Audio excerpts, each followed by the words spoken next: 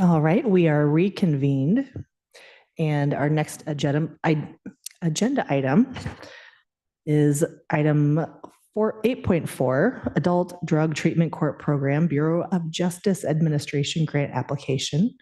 And we have with us today the Honorable Judges Donahue and Demarest and Rick Krager. So again, thanks, commissioners. And again, I feel honored here of both judges here today. So delighted that they could join us. I know they're both very, very busy. We are going to be referring to starting on page 85 of the agenda and the checklist. And I'm going to provide just a quick overview, and then I'll turn it over to one or both of the judges to provide a little bit more specifics. But we're starting with the Adult Drug Treatment Court Program. And again, as a reminder, through our financial policies, we require the Board of Commissioners to approve an application before it is submitted. So that's what we're here before you today. This is a federal grant application that comes from the Bureau of Justice Administration, BJA as we know it. I know Commissioner Wise and Commissioner Malone are familiar with this from last year. This was the same grant that we had applied for during this same time that we were not successful in providing. So I know this is new for Commissioner Shepard, but I know he's familiar with the program. So we are coming before you to ask for approval to apply for $950,000 for a planning and implementation grant. I'm going to pause for a minute just to make you aware of something that has changed on this recently. As you know, the federal administration is looking at a variety of different things at the federal level, and one of those is current requests for applications. They did pull this application. However, in conferring with Michael Skipper at CFM, this is something that is occurring quite a bit, just to review and perhaps change some of the requirements. So we anticipate that this would go back into place here, hopefully relatively soon, perhaps with the same requirements. There may be some adjustments to it. We talked about this last week at the policy meeting, and Michael really felt, we can continue to move forward with this. Obviously, if there was any substantial changes to the grant requirements, we could certainly come back and talk about that. But we thought at least let's get this moving forward in the process so that we're ready. Again, we're looking at, with this particular grant, it does have a 25% match like it's had before. I know that has been a curiosity to the Board of Commissioners in the past and how that would be served.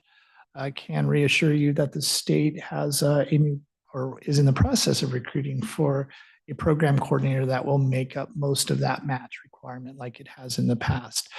I also know questions from the commission in the past about the county and what role we would be playing in this. Again, in working with both Judge Donahue and Judge Demarest, we would be providing the grant management component. However, that would be paid from the grant itself through allowable indirect cost. So again, we've talked to our finance team. We're prepared to be able to do that. And of course, with a program coordinator from the state, we feel really good.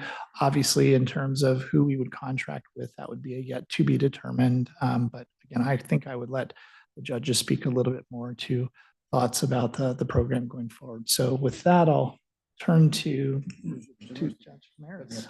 Okay, good morning. Yeah, red means go, and then kind of close to your mouth. That's good. It's good. It's up here. Yeah, they're confusing. I don't see a color on there, but that's great. I'm glad you can hear me. Good morning. Thank you for having us. I am taking over Adult Treatment Court from Judge Donahue as he's focusing on Family Treatment Court. And the grant process is new to me, and I'm very grateful for the county's leadership and support in this process. We have been sort of in hiatus for it'll be 2 years this coming summer, and it's really important to get Adult Treatment Court back up and running. We're very hopeful that the BJA grant will become available again, and that we hopefully this time around will be able to qualify. We got very good feedback from Mr. Skipper and his people about the deficits from our prior application and what we can do to make our next application much more strong. We're moving forward as if the previous deadlines are still in place, so that we'll be ready to go when we get hopeful information. If we do not, if the grant is not available, or if we are not awarded it again, we are committed to moving forward with what we can do without the grant. There are 11 drug treatment or treatment courts in the state of Oregon that operate without the extra grant funding. If, you know, and this is a worst case scenario that I don't want to spend too much time on because I don't want it to become a reality. But if that does happen, we would be probably asking the county to help out with some things that normally would be grant funded, such as housing. Just, you know, a few units can make a drug treatment court successful versus not successful. And that's something that that we can't scrape together with the resources that we already have. So I don't want to be coming to you again. I want to be successful with this grant application, but I also want us all to know what our potential long-term situations could be. You know, probably weekly, I see a person who would be a good candidate for adult treatment court in my courtroom. And I can't wait to be able to give them the services that they need and that we've shown help them be successful. So thank you very much for your consideration. And again, Judge Demarest is taking over the ADTC program, so that's why she's heading up the grant. Now, and I think we talked about the application deadline for the BJA grant is April 7th.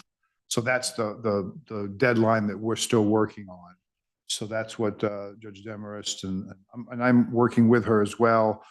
We're kind of doing this on a phased process. So I will still be working with her and the Drug Treatment Court Policy Committee in order to make sure we have a smooth transition and we have as much success as possible with the grant application. We also will have some other opportunities coming up. I believe if the BJA grant is not successful, I think that the Criminal Justice Commission, the state CJC, I believe there is an implementation grant later this year, which we might be able to apply for the ADTC as well. And then if we can get that, then in 2 years, the next biennium in 2027, and if we're up and running, we might be able to, at that point, look at the sustainability application for the CJC, which doesn't appear we'd be eligible for this year for the ADTC. So we have a bunch of options that we're looking at, but again, as Judge Demarest mentioned, getting the program up and running as quickly as possible is our goal, given that there is a definite need, and there has been a large gap in our criminal justice system in Benton County without having that adult drug treatment court as an option for folks in our justice-involved population with substance use issues. So, and I guess, do we want to just segue right into the family treatment court, or is there any questions regarding the adult drug treatment court, kind of the plans or the what we're looking at as far as grant resources going forward? Sure. I think let's look for any clarifications. We also have a motion on the table to be made, and then we can move right into the family treatment court, I think. Great. Commissioner, just to kind of summarize, just so you have all the facts on this. So in total, this is $1,266,677 of total project. That includes a 25% match. As a reminder, that would be served. We already have done the calculation by the state, at least based on the previous grant that we had submitted. And then that leaves us with $950,000 over the course of 3 years is what the total project would be. And again, as you also know, we were the treatment provider at one point for this particular program. We would be looking at a alternative treatment provider in relation to this. But again, that would still yet to be decided as we move through our RFA process. Okay, thank you. And I just want to clarify, so the opportunity to apply has been taken away, but we're hoping it comes back. And Rick, you mentioned in the event that something changes, you will bring it back to us. So I just want to verify with the other commissioners that they're comfortable with that. Yes? Yeah. Okay. I am also comfortable with that. And I very much support the drug treatment court. Commissioner Shepard? Thank you. Yeah, I'm very supportive of this program. I had a conversation with Judge Demarest about this that included this recently. Question for any of you. Why So, like Rick said, I wasn't on the commission last year. Why, in your opinion, did this fail last year, and why are we in a better position to receive this grant this time around? Well, I can answer that, I think, because Judge Demarest is coming on to the program as she's going to be our ADTC judge. However, at the time that the program was shut down in 2023, I believe, I was the drug treatment court judge. The reason that we wound up shutting the program down was primarily based on lack of treatment resources available. We had contracted with the county, but and I think we talked about this a little bit at the last presentation, so I'm not going to go into detail. Commissioner Shepard, if you have any questions, I'd be more than happy to talk with you afterward. But one of drug treatment courts and family treatment courts, they're defined to a great extent by their fidelity with best practices and the maintenance of best practices.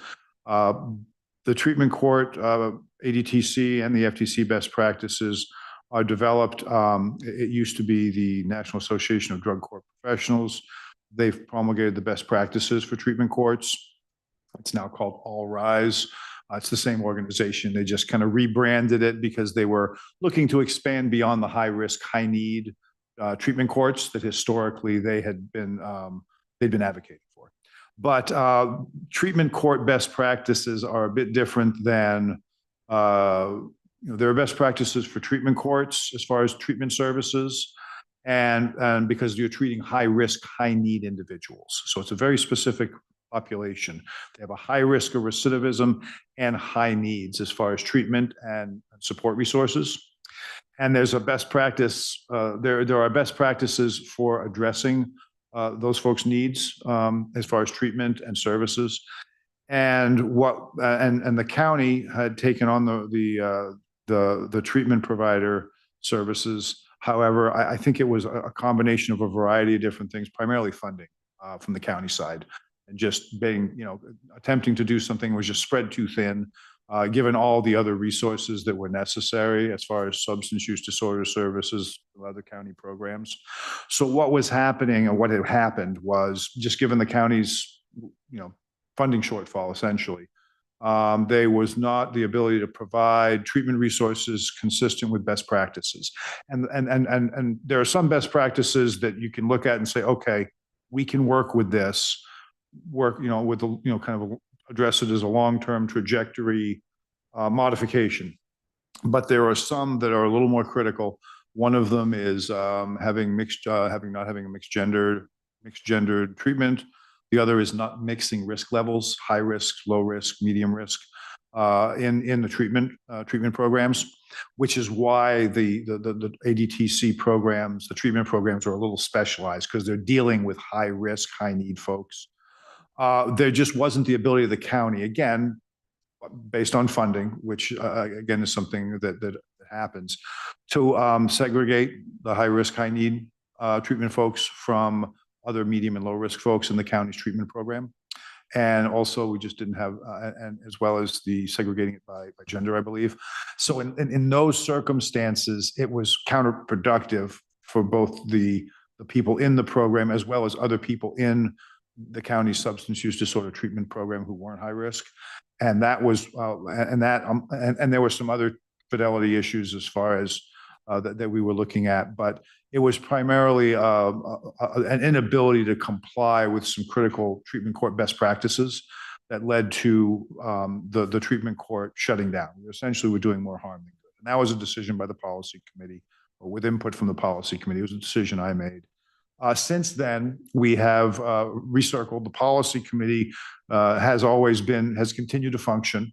So what we've done is we've looked at what do we have for additional treatment options? And that's one of the things that we've been looking at pretty intensively over this last couple of years. We have identified, and I think Judge Demarest can speak to this, we have identified a treatment provider who I believe provides services out of Lane County that is familiar with treatment courts, currently provides treatment court services, understands kind of fidelity to the best practices, the RAP services necessary, and things like that. That's indicated an excitement about participating in our program. So there's so again, we need some, funding. They don't right now have a footprint here in Benton County. So bringing them up here would be something that we would potentially be looking at. We've had some communications, I believe, with Family Tree, is it Family Tree, I Yep. think, for case management services. So we've been building back, looking at finding, okay, what are the blocks that we're missing and where do we find them? And I think we've located the essential building blocks necessary to reconstitute the program in fidelity with best practices regarding case management and treatment. The question now is just add money. And that's where we're kind of stuck at this point. So we have the BJA grant, that may be an option. If not, again, we may have the implementation grant later this year from CJC. And I think one of the other things that we looked at after we closed the program down was how do we expand the program into the community more? How to have a higher profile in the community for a variety of reasons. The first is using community resources to help identify program participants. There are a lot of organizations in the community that may have a lot more of an understanding of what the needs of some of the people in the community are, and they may have the trust of individuals in the community.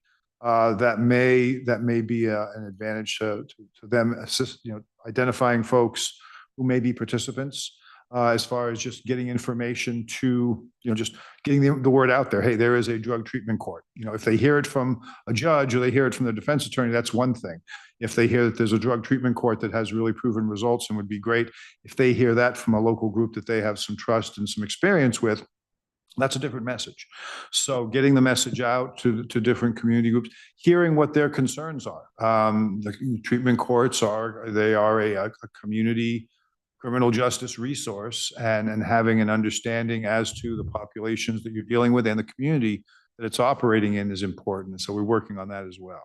The other thing we're working on is trying to identify community wrap services, because as Judge Demarest mentioned, if we don't get the resources, we're going to be working on a shoestring, and having the community support both during the treatment court participation as well as after graduation would be, I think, something we really didn't have as a really strong support system that we're hoping to develop. So that was kind of a long-winded answer, but those are kind of the reasons that I think now we're in a much better position to kind of have a 2.0 type of program based on what we've been working on over the last year and a half. Okay.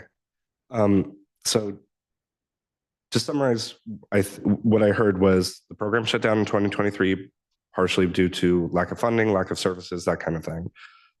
And over the last few years, you've been working to increase service availability so that we can go out and be successful in this grant.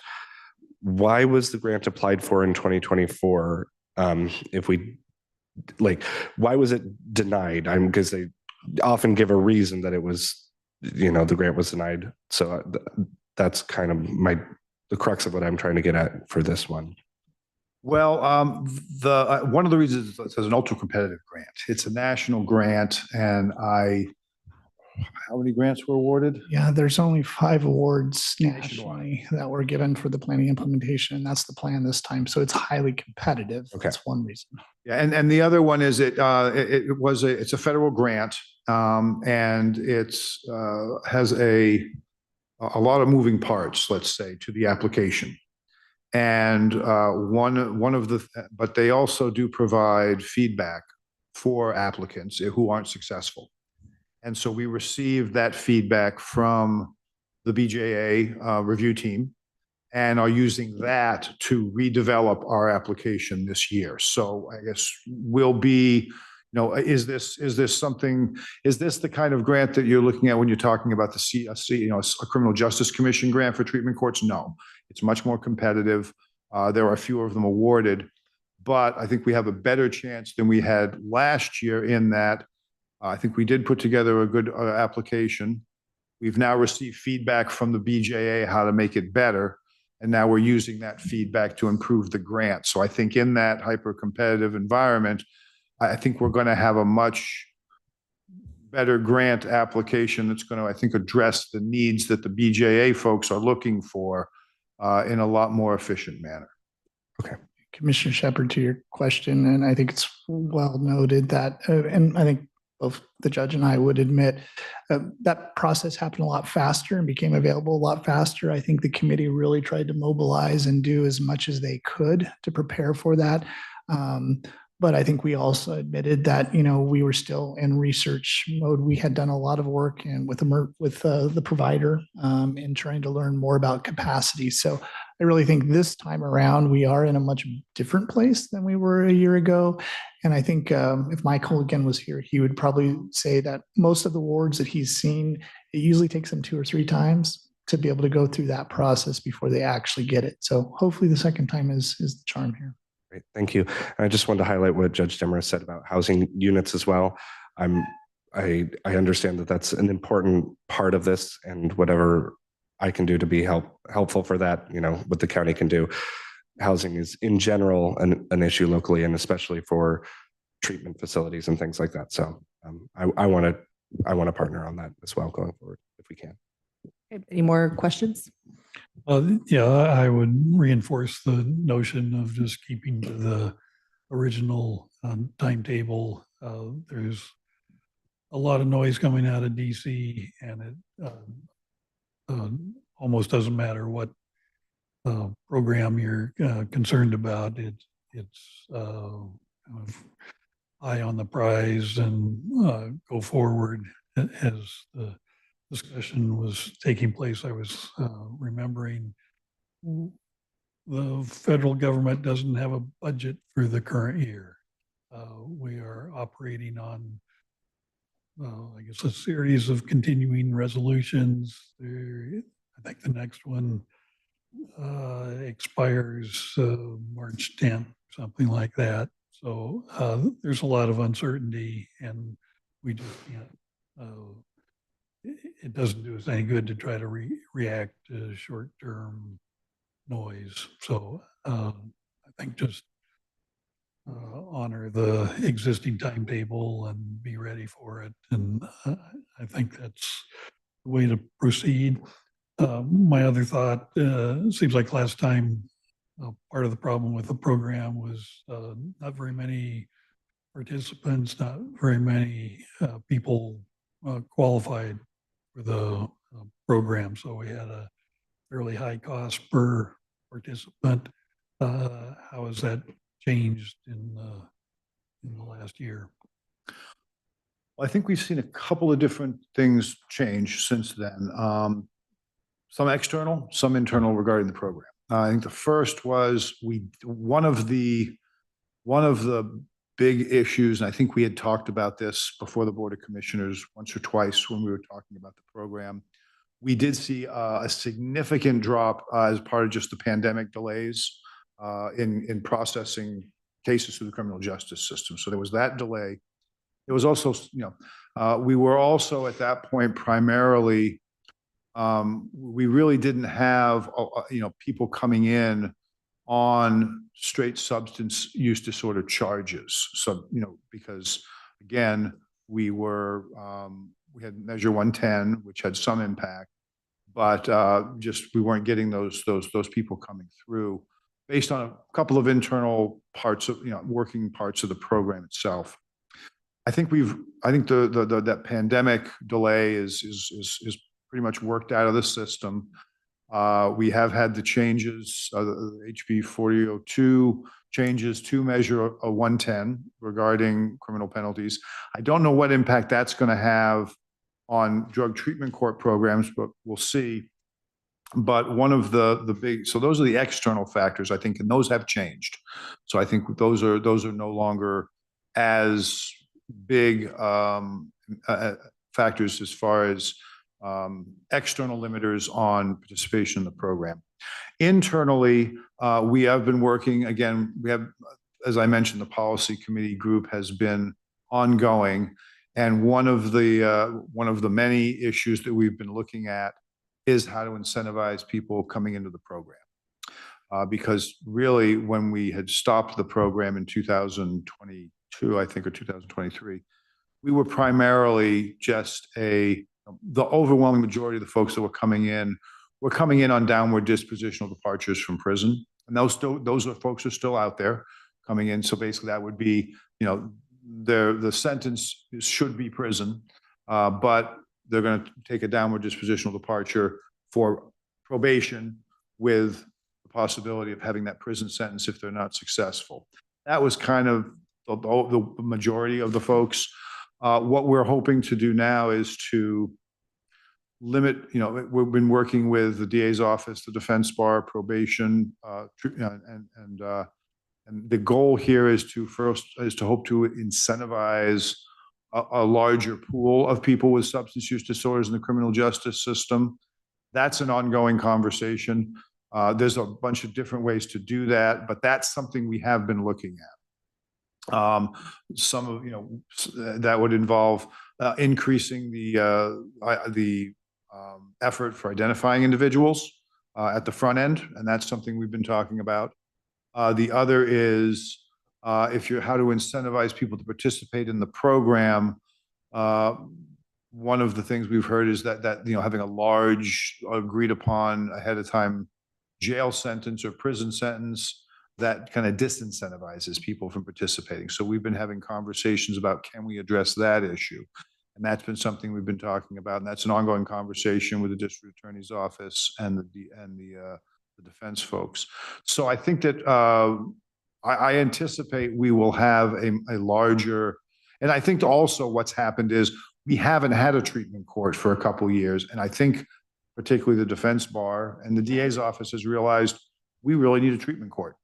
So I think that the willingness to support participants, both from the district attorney's office and from the defense bar's side, I think will be enhanced to some extent as well. So I think we are in a different spot regarding the participant pool that we have, as well as the incentivization of participation. So I'm optimistic that we won't have that issue.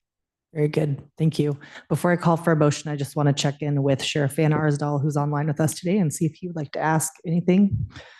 I just want to thank the judges for their participation in this process. Thank you, Commission Chair Weiss. I had the opportunity to participate in drug court when I was employed with the Corvallis Police Department as a lieutenant, and I've seen the impact it has on people's lives, and it's an important thing that we need in the community. I'm on board with this, and whatever I can do to help, whatever this office can do to help, I will absolutely do. It's a need, and it's not there currently, and it needs to be. So that's all I have to say. Thank you. Thank you, Sheriff.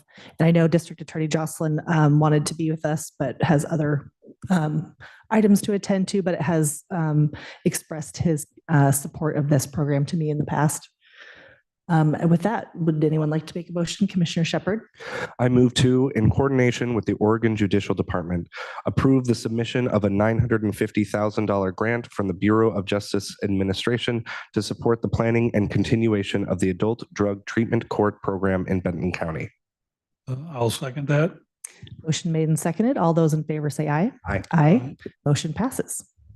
And with that, we will move right into item 8.5, Family Treatment Court Grant Program Preliminary Application Approval. Same cast and crew. Thanks, Commissioner. So this is for your reference on page 130 of your packet. And again, same song and dance, different flavor of dollars this time, but we're here to ask approval for a grant application. This is a state grant. And this one's a little bit different, and this is a new program. And so I'm not going to speak a lot from the programmatic standpoint. I'll turn it to Judge Donahue. But this is the state preparing itself for the 2025-27 biennium.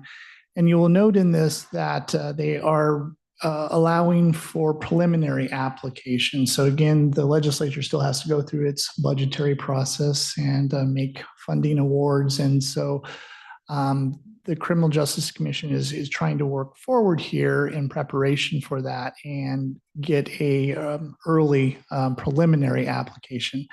I certainly could have waited until the final application is due, which is July 1 of 2025, but I thought it important to get this in front of you because this is, again, new concept here. And I thought it was important to at least get your approval on the preliminary.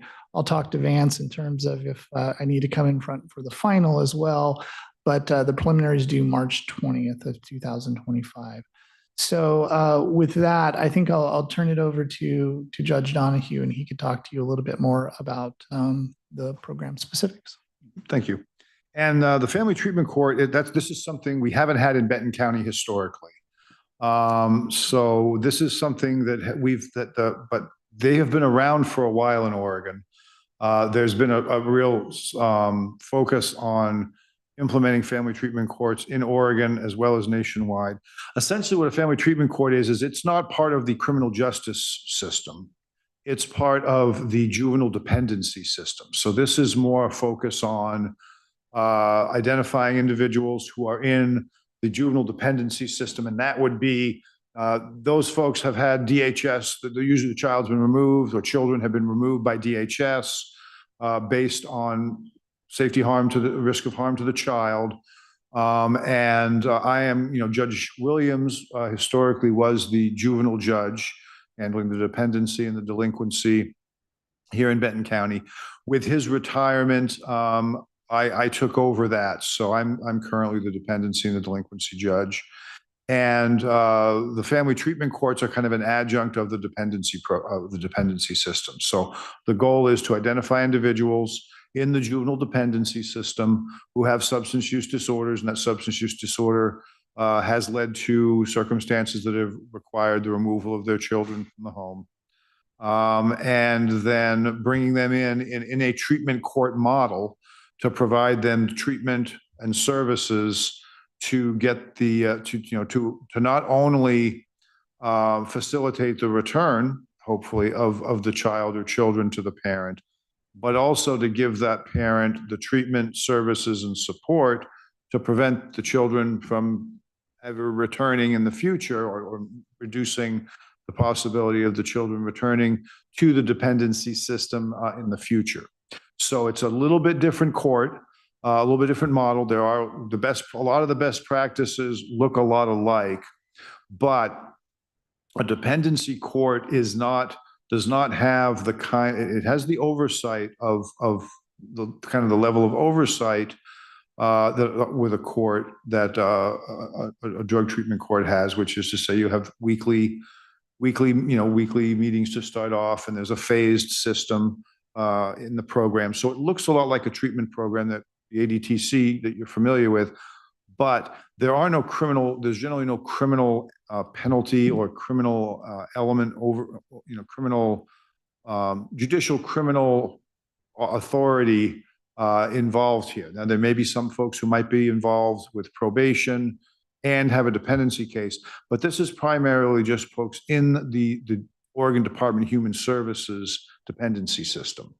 So there is, so sanctions such as jail or work crew or things like that, which the courts, the ADTC courts have historically used as kind of that backstop sanction to ensure compliance. And that's becoming less and less of a practice on the treatment court side, but it just doesn't exist. So these are much more voluntary courts, which is to say the individual, the big motivator for participation in the family treatment court is to facilitate returning their children faster, and to provide them with the resources necessary to prevent their children from coming back into the dependency system. So that's what a family treatment court is focused on. And we are currently have developed a family treatment court. We've been working on it for a little over a year now, I believe. It's been a partnership with myself, the the Benton County Department of Human Services. We have had the Oregon Department of Justice, which is the legal representation for DHS. The people who do that have been working with us. There's a there's a consortium of juvenile attorneys, similar to they're a different group, but they're similar, like the Benton County Legal Defense Consortium on the ADTC side. Well, there's a similar consortium. It's actually, I think it's 5 or 6, maybe 7 attorneys. They do dependency. They handle dependency and delinquency matters in Lynn, Benton, and Lincoln County. So they kind of ride a little bit of a circuit. We've been working with them. We've been working with treatment providers. There's a family treatment court in Lynn County, and we've been working with their treatment providers to see about their them providing services here. We've been working with local resources and, I think we have substantially more local resources that are kind of just endemic in the community for families than we do for criminal justice defendants. And so we've been working on getting those resources utilized. Right now, we have the program up and running. We are currently at this point anticipating a maximum capacity of 8 participants in the program. It's a little more intensive, and it's based primarily on DHS resources as well as treatment provider resources. So that may change if that expands in the future. But right now, we're looking at a capacity of 8. We are already in the process of identifying individuals. We would have had a second staffing last Friday, but the weather kind of canceled that. So we are currently in the process of identifying participants. The program is up and running. We are currently working on getting the data reporting, the SCMS system in place. We're currently working on getting a license for that. So we are pretty much moving forward, which means we're in a little bit different spot than the ADTC, because there currently is a state criminal justice commission sustainability grant that is available. And that was what Rick was talking about. I believe we've made some contact with the Criminal Justice Commission, and it looks like where we are in our process, the Family Treatment Court would be eligible to apply for that. And so we are moving quickly because the deadline for the narrative application is March 20th. We already have a lot of the platform built. We have our memorandum of understanding put together, or in the process of finalizing that. We've got the documentation I think we need to submit for the application. We have a team that's worked. We've already submitted our specialty court operating plan to the Oregon Judicial Department, and I'll get transferred to CJC. And we're going to begin this week working on the narrative questions to get those submitted by March 20th. Now, what we need to do, though, is this grant, because it is a CJC grant, we would need, we would need a letter of support from the LIPSIC, so from WCJC. And while I think it would be a county administered grant, I believe the actual application has to go through the LIPSIC, which is the WCJC. So there's some logistics we need to work on for that. But this would be, again, a similar grant because the county is a partner, a required partner for the CJC grant. And it would be the county that would be administering the, ultimately working to work with the LIPSIC to apply and administer the grant. Now, beyond that, at this point, we don't anticipate any other county services. Right now, DHS, the legislature did allocate to DHS some startup family treatment court grant funding that was available for each county. Kind of once it got going, they could release that treatment court grant money to the FTC. Benton County DHS has some of that money. And once, we're up and running now. So I think once we start actually receiving participants and have the treatment court going with participants identified in the program, we would be eligible, I believe, for the disbursement of that money. So we may have some additional grant money coming quickly from DHS. So getting the CJC grant would be kind of getting us out of the gate exceptionally well, I think, as far as being able to have some startup grant money from the Department of Human Services. And once that, we have that spent, hopefully being able to move right into the CJC sustainability. And commissioners, just to provide you some quick assurances, obviously this is a new grant in terms of a new program. And so we will be engaged through our grant manager to look very closely at the budget. And as Judge Donahue mentioned, we're not anticipating any county services outside of the grant management. So essentially the same type of situation as the ADTC. Now, again, we will explore that obviously as we get to learn more about this, but I just want to give you assurance that we will be involved and looking at this closely. Again, this will be a preliminary grant application on March 20th. So it won't be a final commitment until we put the final application in place, which is according to this RFA, July 1st. So I would imagine to be a bit of a two-phase process, but just wanted to give you the assurances that we would be working closely with the state in preparation of this. Thank you. Are there comments, questions, or a motion? I've got a question. Please. Well, it sounds like the program's already, at least in preliminary terms, is going. Is that accurate? Well, I think at this point, we have just started the program, and we have accelerated the start of the program in an attempt to reach a level of eligibility for the CJC grant application. We anticipated before, I'm thinking maybe even as late as like October, November of last year, that we would be essentially running on the DHS grant money that once we got up and running for, and then would apply for maybe the startup grant money from CJC later in the year. So while we're up and running, we do have our staffing team developed.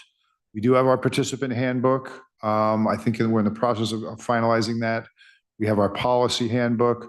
We have identified, I think, some folks, 2 individuals where we have ROIs for, which means we can now start the staffing discussion because the releases of information have been provided.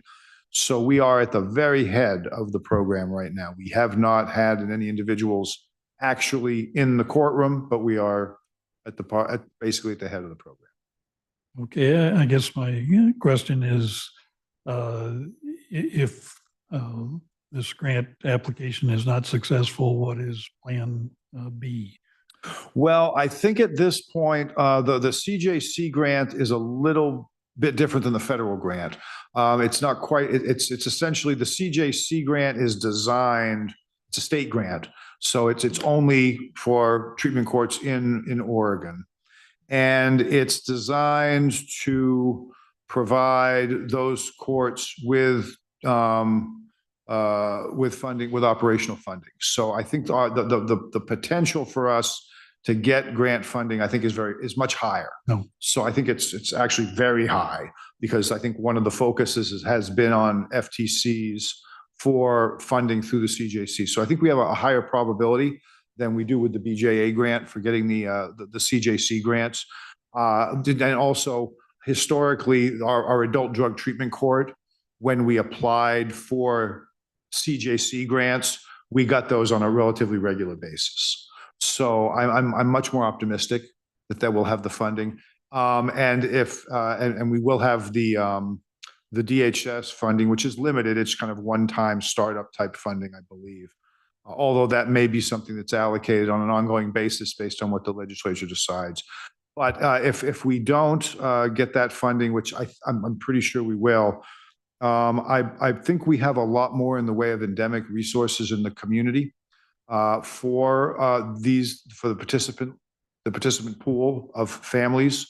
I think that there's a lot more in the way of services that may be more supportable with Medicaid reimbursement for some of these folks.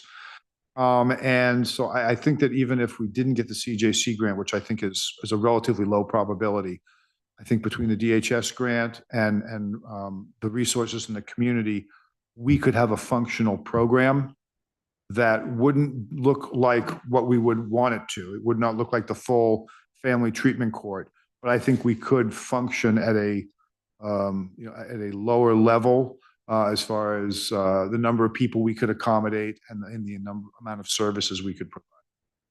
Great. I appreciate the clarification, just what the possibilities are. Want a motion? Yes, please. I'll move in coordination with the Oregon Judicial Department, to approve a preliminary application to the Criminal Justice Commissioner to support the creation of a family treatment court program in Benton County. The final application will come before the board prior to the July 1, 2025 deadline for review and approval. Second. Motion made and seconded. All those in favor say aye. Aye. Motion passes. Thank you very much. Thank you. We And really thank- appreciate your time coming all the way here today. Thank you. and thank you for your support. I really, it's been great to work with you folks, and I look forward to working with the commissioners to get these two programs up and running. Thank you. Fingers crossed. All right. Is there anything else for the good of the order? Hearing none, I will adjourn the meeting at 12:38 PM. Thank you for having us. Got lost.